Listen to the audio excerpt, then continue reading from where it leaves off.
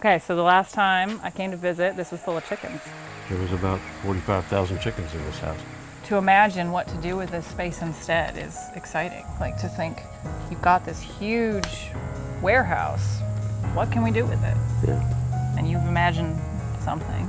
I've decided to convert from raising broiler chickens to trying to raise industrial hemp in these buildings. And I have a friend in Franklin who has cancer, and he's been through radiation and chemo and all that. And he was in terrible pain in his joints and everything, and none of the drugs helped him, and he started taking CBD, and he said he feels like a new man.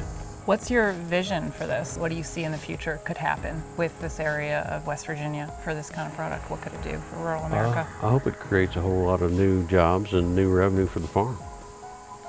You know, farmers in America are in bad shape. Who is big animal ag benefiting? Why is it perpetuating? Wall Street, mostly. Pilgrim's Pride, who I raised chickens for, in 2015 and 16, they paid their stockholders $1.2 billion in dividends. It had been almost 20 years since their growers had an increase in pay. That's wrong. I don't care what anybody says. So I'm trying to do my part to get that changed. If we were walking through here a year ago, what was here? There was chicken litter 4 or 5 inches deep, and it was covered with chickens. Wall to wall. Yep. I went through 3 different kinds of colored lights because in addition to white, the plants have to Look at have this. colored light. All right, tell me what we're seeing here. These are my second round of indoor plants that I started from seed. Okay. It smells like marijuana. I'm putting 1,000 in each section, and I want to get it to where at least once a month I'm harvesting 1,000 plants. I'm going to try to make it available to the common folks, which means $50 an ounce or less. For poultry, when they were big birds, they were drinking 8,000 gallons of water a day. When I get the houses set up with full of plants at both houses, that'll probably be half that. How much more money would it make you think net? Have you worked the math out? Once I get up to knowing what I'm doing, it should be somewhere in the $2 million a year range. My net's going to be 40 to 50%. That's great. And in comparison to chickens, what were you? Oh, I think the best year I had with chickens was I netted $7,000. Oh. I gotta get a selfie of me and you, because I'm just blown away by this right now. There we go. Good.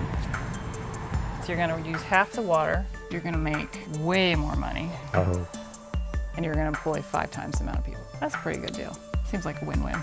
It all works out. I'm gonna do a pet CBD line too.